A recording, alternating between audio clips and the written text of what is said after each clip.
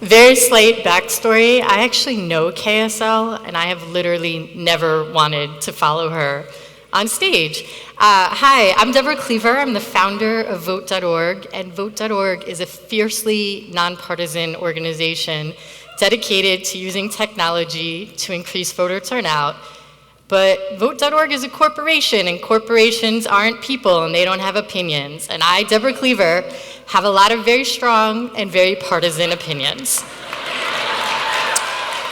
So about 6 months ago, I stood on this stage, and I told you that Hillary didn't have it in the bag, but as long as people turned out to vote, everything would be okay.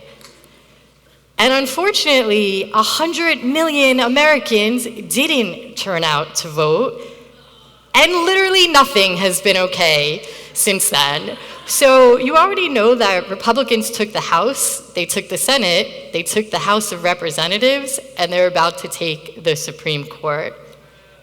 And unfortunately, it gets even worse than that, because they also took all of the states. There are 50 governors right now, 33 are Republicans. There are 99 different state legislative chambers, and Republicans control 68. And when you combine these things, Republicans have what is called a trifecta in literally half the states in America, which is a veto-proof majority, which means they can pass any fucking legislation they want, something that is generally tempered by the federal government, but given what happened with the federal government, that's not the case right now. So, Republicans dominate all levels of government in 2017.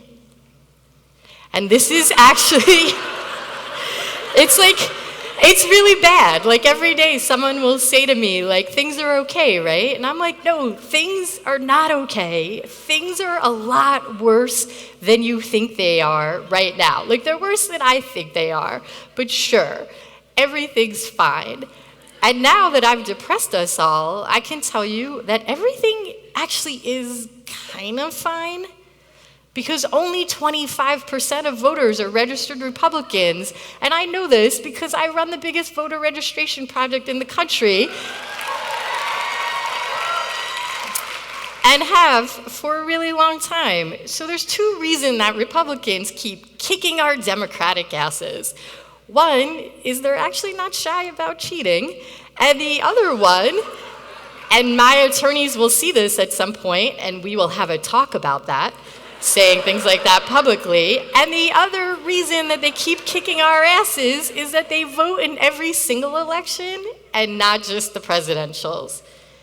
So, fortunately, we live in America, and there are literally over 500,000 elected officials in the United States. And aside, they're almost all men, but whatever, one problem at a time. Which means that we have 500,000 opportunities to start taking back our government, one level at a time.